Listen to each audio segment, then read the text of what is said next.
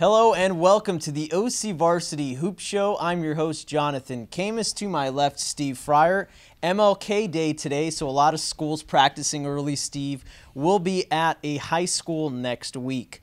But as far as last week, Steve, we have our Player of the Week. An opposing coach called him the best player in our league. And there's a lot of good players in that league. That'd be Pacific the Pacific Coast League.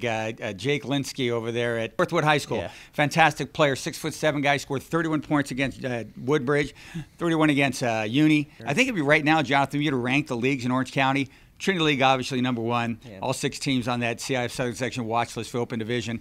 Crestview League, all 4 teams really good. Yes. And then you got 5 really superior teams, really fine teams in the Pacific Coast League. So a lot of veteran coaches in that league, a lot of good players. Speaking of the Crestview League, I love this matchup on Tuesday night. We have Esperanza at Villa Park. Yeah. The Aztecs have won 4 in a row. They're 7 of 8. Meanwhile, the Spartans have won 4 in a row. When you talk about Esperanza, you have to talk about KZ Okpala. Yeah, he's a difference maker. He's a guy that can keep you in the game. He's the guy of like the shot clock's down to 3, 2, 1. He's got the ball in his hands. You're going to be okay because he can shoot it from just about anywhere. And you got the 2 big dudes. You know, got the 3 really good players over at Villa Park. You got Batty and the Franklin brothers.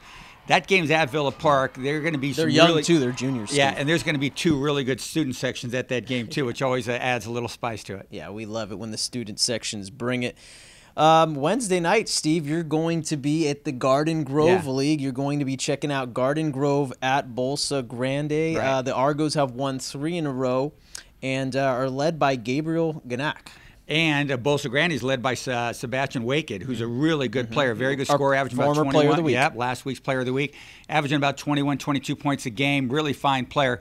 Really good coaching in that Garden Grove League with Scott Snyder over there at Bolsa and Ken Franks at Garden Grove. Both those guys have been there a while. The thing about Bolsa Grande and Garden Grove basketball and that whole league of basketball, those are some of the best schooled players in the world because they're not, the most physically talented, they're not like the 6 foot, great looking athlete guys.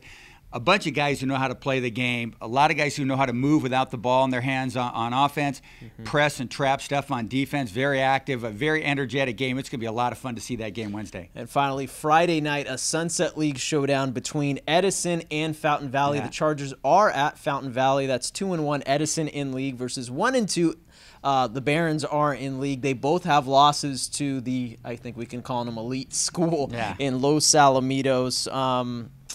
Gosh, the Chargers beat Marina, and they also beat Huntington Beach. The Barons, meanwhile, have 1 win in league. I'm thinking Edison. That's a tough one, Steve. Yeah, that's a good game, and you know how much Edison and Fountain Valley love each other. Those 2 schools, best buds, BFFs. Battle for the bell. Battle for the bell, or however big the bell is for basketball. But that's going to be a fun game to see. That league's really good. Edison is looking forward to getting revenge on Los Al because they lost at Los Al. That's their 1 league loss. They can't look ahead to that because Fountain Valley's good, Newport Harbor's good. Marina's got some guys who can score, so it's a pretty good basketball league as well.